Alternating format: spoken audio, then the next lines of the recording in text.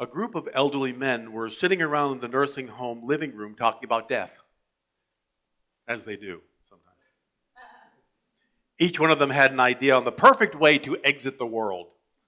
The 76-year-old man said, I want to go in a quick, dramatic way like a plane crash. The 84-year-old said, I want to die by drowning, swallowed up by the ocean. The 98-year-old man thought for a moment and said, I want to be shot by a jealous husband.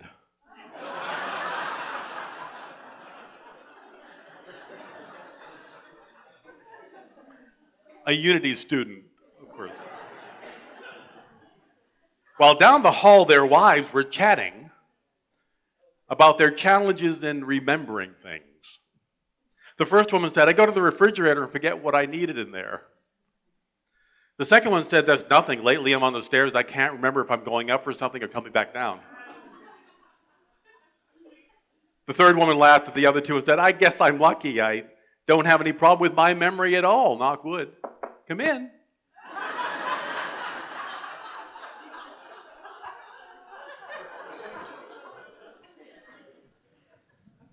Someone said to me a couple of years ago, I knew I was getting older when I looked at this beautiful young woman and wondered if her mother was single. A friend of mine saw her friend she hadn't seen for a while, and she gasped and said to her, my God, you look so good for someone of your height. I didn't know how to end that without, insulting her. But she looked at me and went. Toward the end of his time here on the planet, Picasso said, I'm not getting older, I'm getting riper. Like bananas. We may have brown spots, a little mushy in the middle, but we're so much sweeter. The biggest lie, I think, is that one's spiritual or creative powers diminish with age, but our creativity only diminishes by non-use. For example, did you know that George Burns won his only Oscar when he was 80?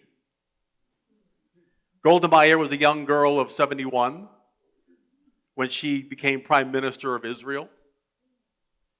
Ben Franklin helped frame the Constitution at 81. A few years ago, Tom DeLay, the representative, said, God wrote the Constitution. No, he didn't. James Madison wrote the Constitution. And Ben Franklin. And other people had a hand in it. Michelangelo was 71 when he painted the Sistine Chapel. Have you ever been to the Sistine Chapel?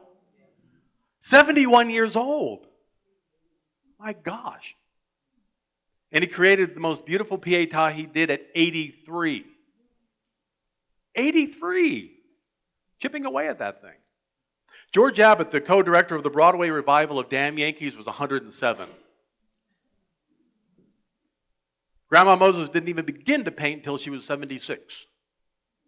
She did 1,500 paintings, and 25% of them, a good quarter of them, were done after she was 100.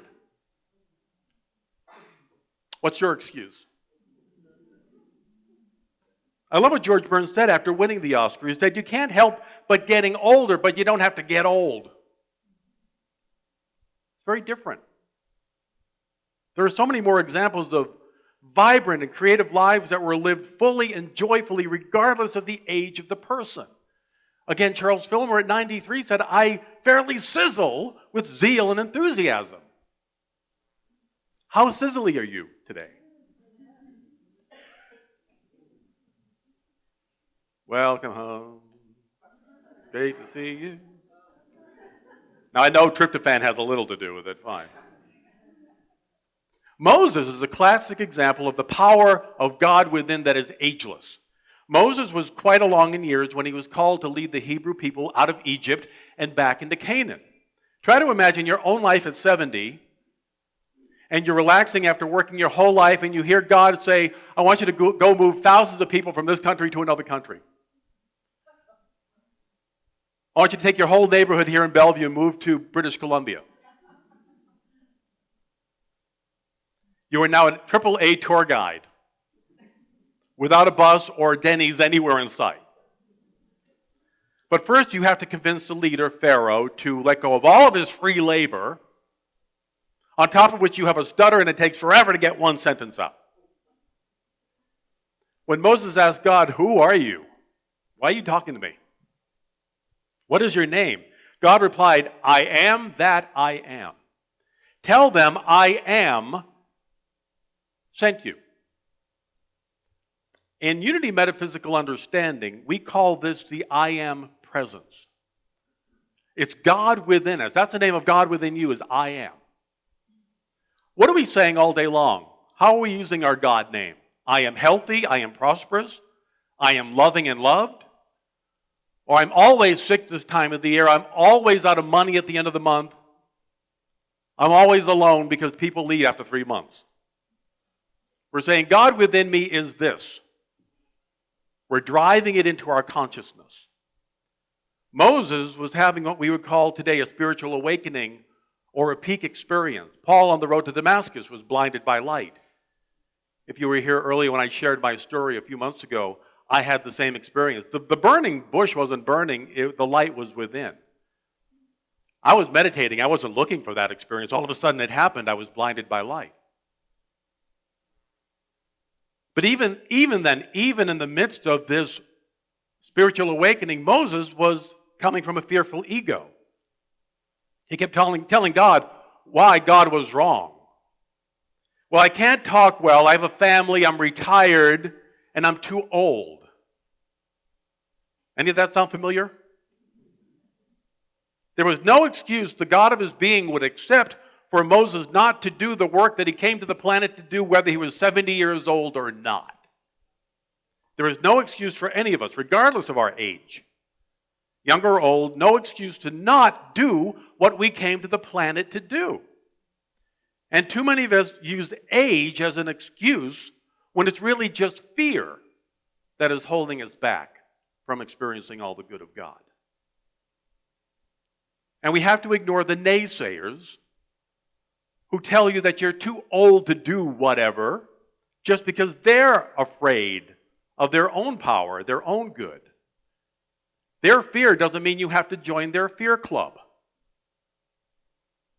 That's why Jesus told us, don't cast your pearls before swine. Don't take what is holy and important and give it to people who are just going to stomp on it. You don't share your deepest holy desires with people who are afraid of their own desires and want to prove you wrong as well as them. Don't open yourself up to those who are jealous of your determination to have the good that God desires you to have. Keep your desires as sacred and holy and share them only with people that you know will know the truth with you. Share them with the prayer chaplains at the end of the service, with people here that you know are going to hold you in light, that with God nothing is impossible. But the weird thing is we keep arguing with God about how hard it is to have what God tells us is ours. That's nuts. But we do it anyway. We keep arguing anyway. We keep telling God, no, I can't have my good. I don't deserve it. I haven't earned it. I don't know what to do next, etc., etc. We tell God, I have a little arthritis in my knee. I can't do that. Or I have the box set of Downton Abbey. I haven't gone through the whole thing yet. After that, we'll talk again. I don't know about you, but in all my arguments with God, I've never won. I have never won one argument with Spirit. We have to remember that we wouldn't have these desires, whether we're 8 or 88, if the desires didn't come from God originally. Emily Cady in Lessons in Truth called desire God tapping on the door of your subconscious. And God doesn't tap once. Anybody watch Big Bang Theory? Yes. Sheldon? I've been getting into it lately. I hadn't seen it for years. All of a sudden, I'm binge watching. Sheldon, he doesn't knock once. Hello, hello, hello, hello. That's God. And it's so annoying. God is always tapping on the door of our subconscious to have the good we're looking for, and we keep rejecting it, but that doesn't stop God from tapping. We just get good at ignoring it. The word desire is wonderful. I love words. I just love getting into the root of words. The root of the word desire is desidere, meaning of the stars. It's a universal impetus. Desire comes from the universe, from God within us. The opposite of desire is disaster, meaning not of the stars. So your life is one desire manifesting as many and waiting for you to say yes to the universe. There was one little Italian boy named Antonio. He loved music with a passion. He loved to sing, but everybody around him told him to shut up. They said, "You sound like a squeaky door hinge. Stop doing that." It really hurt his feelings because he loved music so much. Two of his friends invited him to join them in the town square, where one of them sang and the other one played the violin. He was standing there watching, and an elderly man came up to them while they were performing, listened for a while, and dropped a gold coin in their hat. The two young musicians were thrilled that Amati, the greatest violin maker in the world, liked their music. Antonio had never heard of him, but like a bolt of lightning got a divine idea. The next day he went to the violin maker, and he showed him a whittling of a flute and a bird that he had carved. Antonio said, "Would you look at these and tell me if you think I have the talent to make violins too?" Amati was curious. He said, "Why do you want to make violins?" Well, Antonio burst into tears. He said, "Because I love music and I sing like a rusty door hinge. And I want to make music come alive." Amati told him, "The thing that matters the most is the song in your heart. That is the only important thing. There are many ways to make music." He said, "You're a whittler, but your song will be as noble as anybody's." So Antonio studied with Amati for many years, watching, listening, asking questions, learning all 70 parts of the violin inside and out. Only after many, many years went by did Amati allow Antonio Stradivarius to make a violin. Every Stradivarius known today is a work of art. Why? Because of the love, the spirit, the joy that Antonio Stradivarius put into every single violin. He hung on for years knowing this was his divine calling, and it manifested because of zeal, enthusiasm, and love. Did his music look like he thought it was going to? No. But yet the love of music expressed in this powerful and perfect way. It wasn't what he thought, but it was better.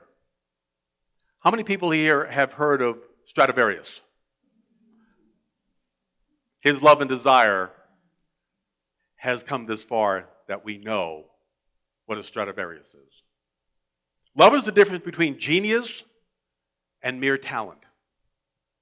If we love something with a palpable passion, we infuse it with God energy, no matter what age we are.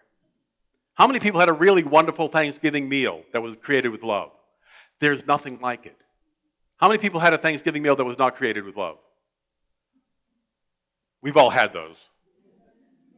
We couldn't wait to get home and take a Tums or a bottle of Tums. There's a real difference when you create with love and not. Mozart was a man who knew music. He knew genius. He said, "Love, love, love, love, love is what genius is made of."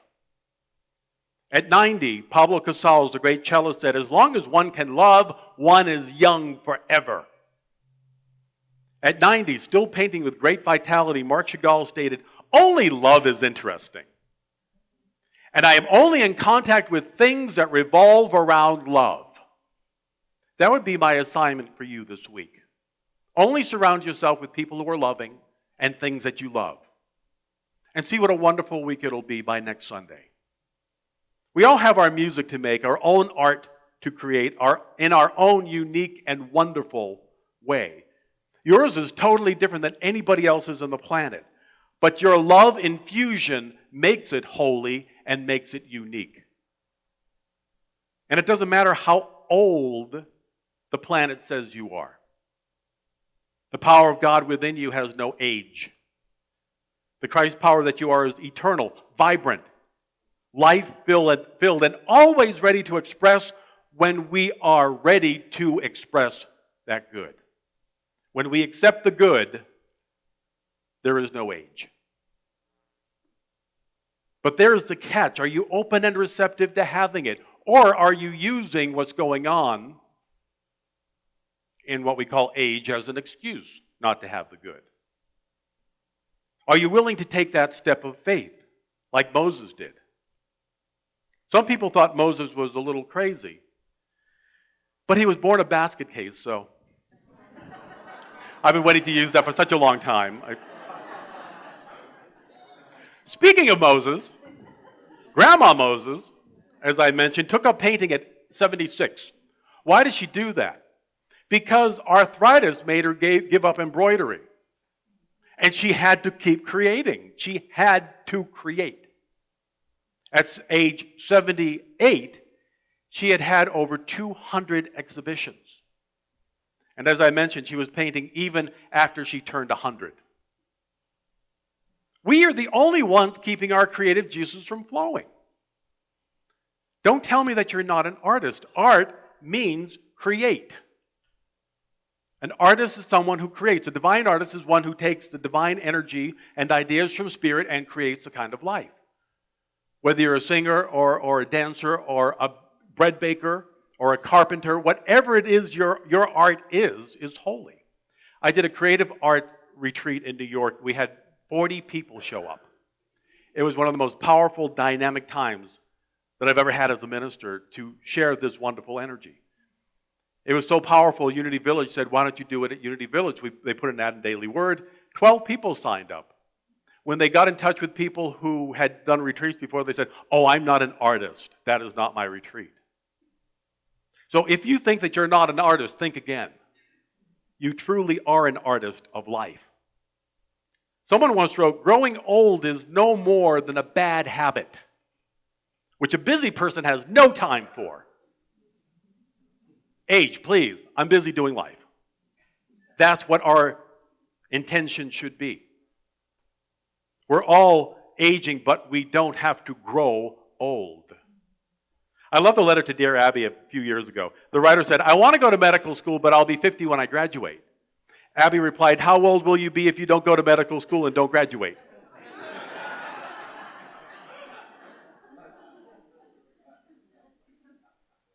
Years ago, I took a group of Unity members in New York to England on a mystical England trip. We went for about a week and a half. Oh my gosh, so powerful. We went to Avebury, we went to Stonehenge. We had a meditation at Stonehenge at 8 in the morning with fog. Oh, it was just magical.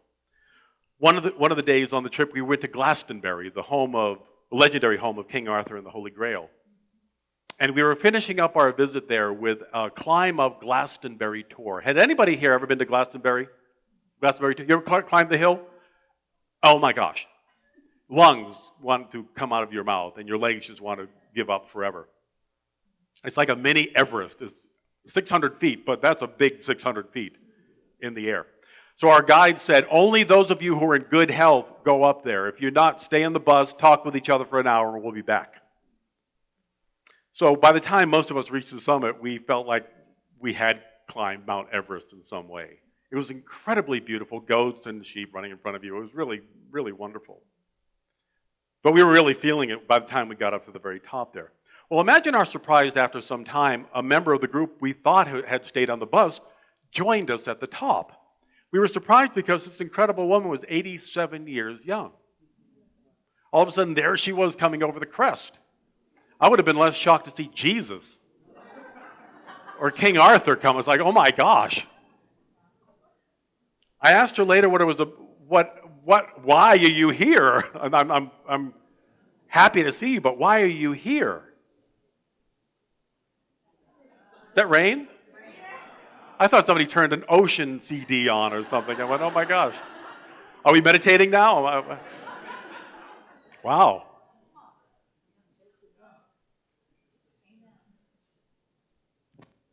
That's amazing. So, getting back to this woman, she came up and I said, why are you here? And she said, well, I was on the bus. What had happened, we went to Glastonbury Abbey, which King Henry VIII destroyed when he was destroying Catholicism. And she said, I wasn't feeling very well. I was feeling very weak. So I sat down and I meditated and I said, God is my strength. God is my strength. So she meditated for a couple of minutes on that. She said, 2 minutes later, I felt like I had 8 hours of sleep. So she said, I'm going to climb the hill. She climbed the hill using this affirmation. I could do all things through the Christ within me. I could do all things through the Christ within me. Every step of the way, she affirmed that truth. I could do all things through Christ within me. At 87, she was such an inspiration to us all. She was living proof that age is a relative number. That age is simply an unreality in spirit mind. It does not exist in God mind. It only exists when we say, you're this age, therefore you should be acting this way. God doesn't see you as anything but a healthy, light-filled, powerful, beautiful creation with no limit whatsoever. Take a breath. Breathe out. What age would you be if you didn't know? What age do you want to be today? It's up to you. It's up to me. We're going to take this within. But we have a new meditation song for today. You can sing along or you can simply listen to it. It's called Lead Me to the Light. It'll be up in there for you.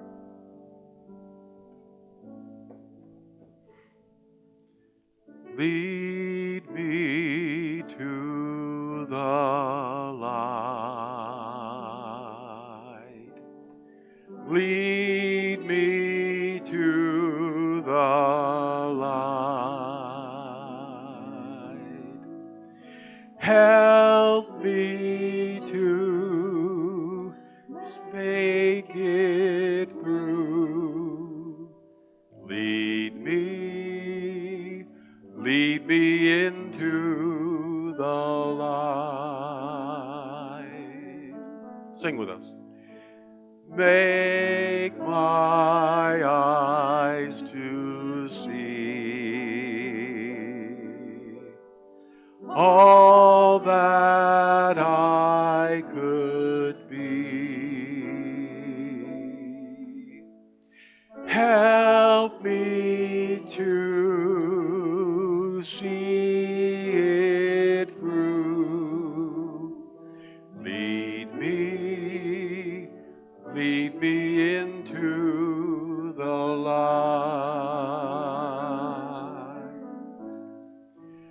Lead me to the light. Lead me to the light. Help me to be with you. Lead me into the light. Breathe that light into your heart, into your lungs, into every cell, every tissue of your being. The very beginning of Scripture we read, let there be light. Light is the beginning of all realization, of all knowledge, wisdom, love, joy. The fullness of God is in the light.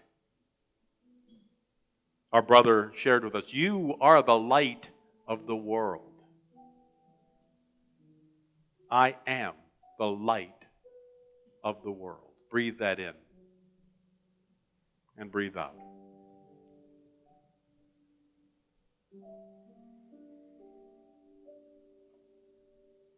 I invite you to keep breathing normally. Feel the flow of light come in and release whatever is not a part of you, a part of God. Breathe in the power of divine life, joy, zeal, enthusiasm, power. The power of divine passion and renewal is within every single cell, atom, and tissue of your being. Feel that power of God within you and know, I am ageless in God. I am ageless in God. Breathe that in.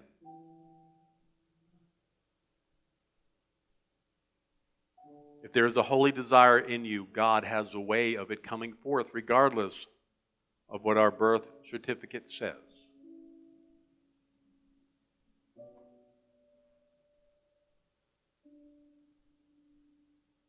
As we center ourselves in the unshakable truth of God, a minor thing like aging simply becomes another opportunity to know that in God all things are possible. They may manifest a little differently, but God is guiding us perfectly to our success, to our creation, to the life we were here to celebrate and to live.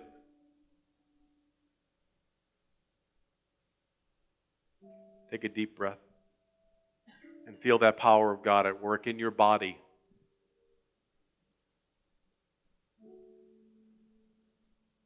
I invite you to do a mental scan of where there may be discomfort, aches, or pain, and breathe life and light into that area.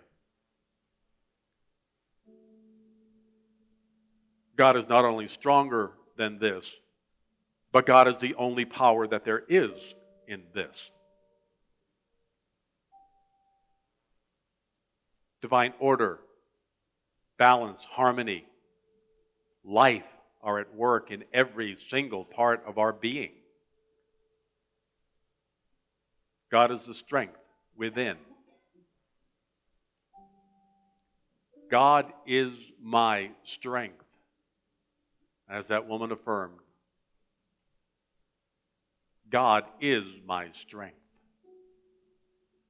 and I am whole and strong.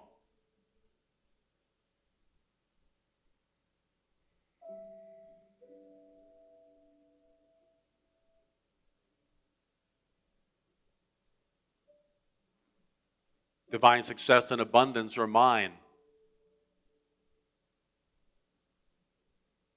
No matter what the planet may say about me at my age. That simply is not the truth of God. If I'm alive, I'm creative. If I'm creative, I have the means to create, to succeed, to be abundantly blessed by that creativity and the love I give to the planet.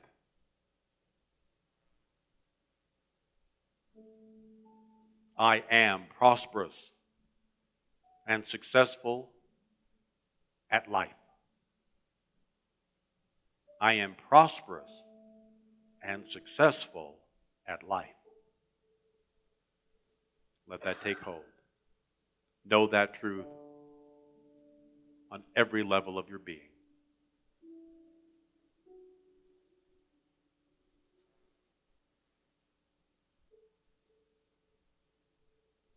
I am a powerful creation of God. I am a beautiful creation of God.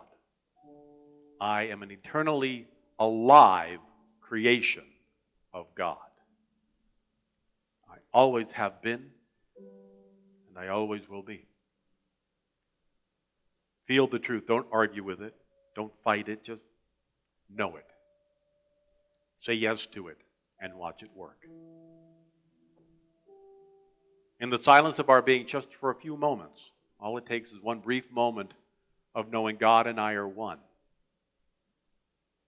For one brief moment, say yes to God.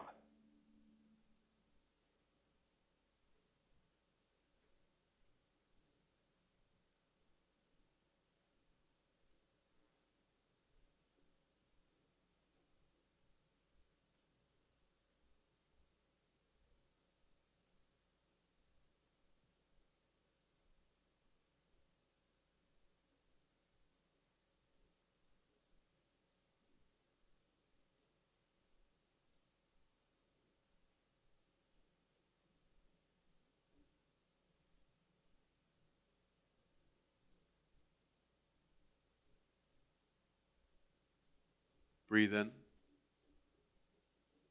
Bring your sense of self back into this time, this place.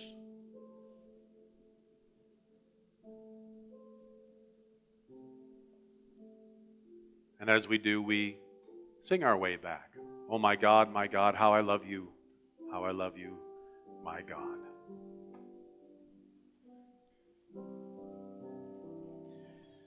Oh my